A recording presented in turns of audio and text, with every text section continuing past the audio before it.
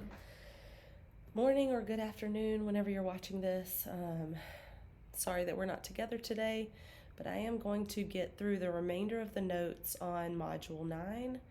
We'll do molecular geometry and then some polarity stuff after that.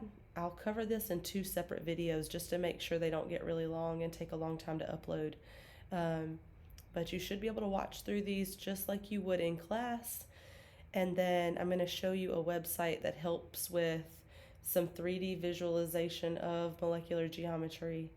And if you have any questions while you're working through the notes, or if you start working on your homework, the practice problems on your own, whatever, feel free to message me. I'll be at home so I can answer questions for you. Okay, I'm going to go ahead and get started. So, Part 2 of Module 9. Remember, we covered Part 1 on Monday. That was polyatomic ions. If you happen to miss that, get notes from someone else. And then, of course, message if you have questions. But for now, molecular geometry. So we're talking about the actual shape of these molecules when they're formed. And of course, we know molecules are 3-dimensional.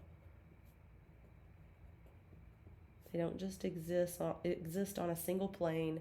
They are 3D. And our current way of representing our expectations of what shape a molecule will take is based on the VSEPR theory, which is valence shell electron pair repulsion. So I'll write that here. Valence shell electron pair repulsion. And essentially what that states is that electrons want to get as far from each other as possible. So when I have bonded atoms that have electrons on the outside, I have lone pairs left on my center atom. Those electrons are going to push the electrons on the other atoms as far away as possible. So they're not just hanging out close to each other. Of course, we know that that electrical repulsion exists between things with similar charges. So electrons are pushing each other apart. Okay? So we have 5 shapes to cover that you'll need to know for this module. There's a couple different ways of doing this. You can either figure this out using this sort of symbol methodology that I'll cover, or you can draw it out, and then based on what you're seeing in your drawing and what we know, what we discuss, determine the shape that way. Either way should work, but it may one way may work better for someone than the other. Okay, so we'll start with, what does my key mean? What do each of these letters stand for? So A is always going to be my center atom, represents my center atom. I'm always going to have a center atom, of course. X is going to be my other atoms. Other atom or atoms. Okay? So those are the bonded atoms to the center atom. And then E is going to be any lone pair or pairs specifically on the center atom. On the center atom. Okay? So lone pair or pairs on the center atom. So when I talk about if I have E, that's lone pairs on the center atom. I'm not worried about those outer atoms, those bonded atoms. Okay, so the first one, the most straightforward one, we're going to talk about the symbol first, or the formula if you want to call it that, but I'm using this key to represent what I have for each of these shapes. So the first one is going to be AX, where I have one atom bonded to one other atom. Okay, or if I have AX2, so that's a center atom bonded to 2 other atoms. You see, I have no E on this specific shape, so I have no lone pairs left on my center atom. This shape is going to be linear, and we'll draw out a couple to show that, okay? So start with HCl, that's hydrochloric acid. We don't know that too well at this point for this class, but I'm going to draw out the Lewis dot structure so you guys can see what we have going on here. We know that chlorine has 7 valence electrons, so I'll place those around chlorine. Hydrogen only has 1, so it's sharing that 1. Hydrogen's happy. So I end up with hydrogen bonded to chlorine. In the case of just 2 atoms, I have A, I have X, no lone pairs. There's not really a center atom in this case, so no lone pairs, no E. So you see that that takes a linear shape. The bond angle for a linear molecule is 180 degrees. That makes sense. That's a line. Okay. As far as testing for this module goes, I'm not going to require you to know the bond angles. You will get questions about it in your book assignments, but I'm not going to put that on the test. You just need to be able to tell me if I have HCl that it's linear. Okay? You already should be able to draw the Lewis dot structure. So if you have HCl, it's linear. Whether you came about that because you say it's AX or because you drew the Lewis dot structure and determined that that shape is linear. So on your test, it would look something like, for HCl, draw the Lewis dot structure, tell me the shape. And then there'll be some stuff related to polarity, which I'll get to later on. Okay? And then another example, we'll do CO2, which is an AX2 molecule. I know that carbon goes in the middle. And just to draw this out quickly, carbon double bonds to oxygen on each side. We've likely drawn this one in class before. Carbon's 4 valence electrons are all accounted for, so it has no lone pairs on that center atom. And then each oxygen has 2 pairs left. Not relevant to my shape because that's not my center atom. Okay? So that's a linear molecule.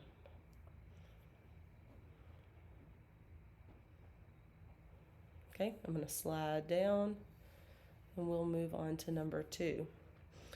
Number 2 is AX3. So a center atom with 3 bonded atoms. And if I have this shape, I have what's called trigonal. Your book will call it trigonal. I've always learned it as trigonal planar.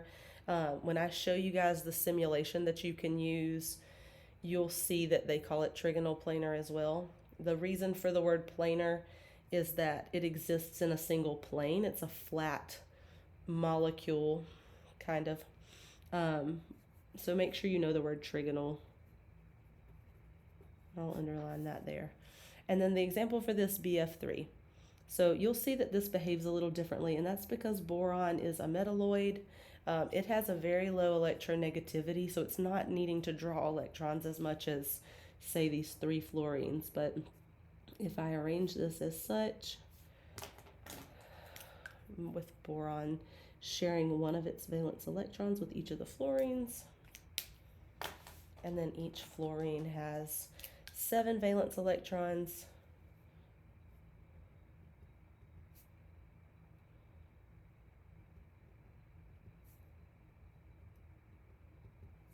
Okay, we end up with, boron bonded to fluorine, bonded to fluorine, bonded to fluorine. In order for those fluorines with the electrons on each of them to get farthest away from each other as possible, they're just going to push apart from each other, and that really happens on a flat surface. That bond angle is 120 degrees from fluorine to fluorine, fluorine to fluorine. Okay. And really quick, because I want you guys to know, see this simulation stuff really in live time, I'm going to jump over to that and show you guys what that looks like. So this website is called fet.colorado.edu. I'll write that in the notes when we jump back. But you'll go to this website, fet.colorado.edu, and click chemistry. And then make sure you remove this HTML5 filter or you won't find the correct one. And then you'll scroll down until you find molecule shapes. This is the one you want with the black background. In this case now I'm going to do real molecules. You can make up your own molecules. but I'll click some that we've already done. So carbon dioxide, and you want to make sure that this box for molecule geometry is clicked. In some cases, your electron geometry will be the same, but in some cases, when you have lone pairs on the central atom, that electron geometry will be a different shape than the molecular geometry. So as mentioned when we did example number 1, carbon dioxide is a linear molecule, and you can see that here. And even if I try to drag it around, it's going to stay linear. It'll move a little bit, but when it fixes itself, it is linear every time, okay? And then I'll switch over to BF3. You can see here, trigonal planar. Make sure you remember at least the word trigonal for this one. And the whole reason for a plane, like I said, is it exists kind of flat in one plane. You don't have any of the bonded atoms like jutting out. But you can move it around and see what that looks like here in this simulation, so that's helpful. Okay, I'm going to jump back into the notes. I'll write that down really quick, maybe over here to the side so we don't lose it. PHET, P-H-E-T, dot colorado.edu, and I'll also put that in the notes for this assignment. Okay, jumping into number 3. Number 3 is AX4. We've seen plenty of these, and these are very straightforward. They're always going to be tetrahedral. Tetra meaning 4, so this should be pretty easy to remember. Tetrahedral. So a good example of that is CH4. I'm not even going to bother drawing the intermediate of this one because you guys have seen this one so many times. Just carbon bonded to hydrogen. Carbon has 4 valence electrons, sharing one with each hydrogen. That's very straightforward. Okay, no E here on my symbol because I have no lone pairs on my center atom. Okay, and in the case of this shape, because these hydrogens are pushing as far from each other as possible, I end up where one of my hydrogens is kind of coming out of the page, one is going into the page. When I think about 3D structure and that Z-axis, the way I express that is by drawing, if something's coming out of the page, I draw it like a triangle, and something that's going into the page, I would draw like a dashed line. Okay, so I can put that here as kind of a key. Means out of page. The dashed line means into page. Okay, and the bond angle here is going to be 109 degrees in order for them to get the farthest apart. I'm going to jump to the simulation really quick to show you what I mean with this one, and it'll make a little bit more sense. So, CH4.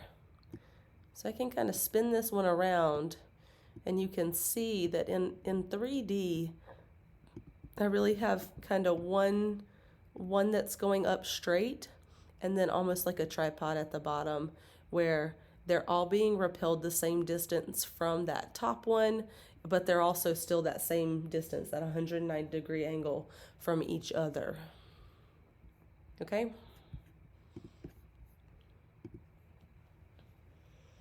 Okay, number 4. Number 4 is AX3E. So that means I have a center atom bonded to 3 atoms, and I have 1 lone pair on my center atom. That shape is going to be pyramidal.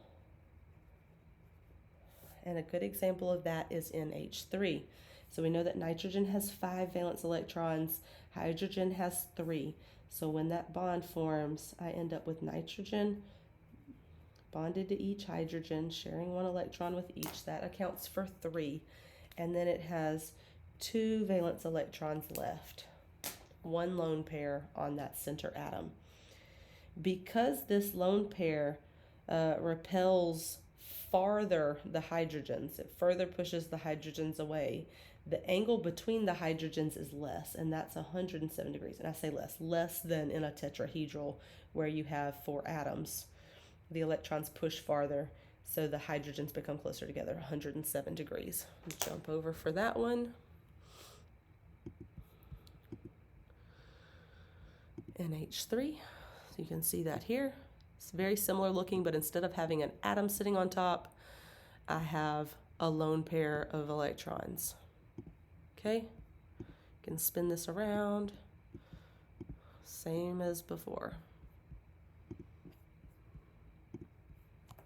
Okay, and then our final shape, I have AX2E2. And that shape is going to be bent. And we talked a little bit about this in Module 8 when we talked about, does water need to be drawn in a line, or can it be drawn with the hydrogen here and the hydrogen here? So the reason I said that that's fine either way, but you need to be able to determine the structure, is because of this. If I draw this like such, hydrogen bonded to oxygen bonded to hydrogen, let's do green. Remembering that I have two lone pairs on my center atom. That's what I have represented here by my symbol. A center atom bonded to two atoms with E. Two lone pairs on my center atom. My shape is bent, even though I've drawn this in a line. And that's why I said it may be easier for you to draw this like so, so you see that bent structure. Okay, and the angle here, same as before, because the electrons are repelling the atoms farther down. The hydrogens become a little closer together than in that pyramidal shape. These are 105 degrees apart. When you look at the simulation, it's going to say 104.5. I'm rounding here. It's okay. This shape will also apply if you have AX2E. So if you only have one lone pair, but you have two atoms bonded, you will still have that bent shape. Okay.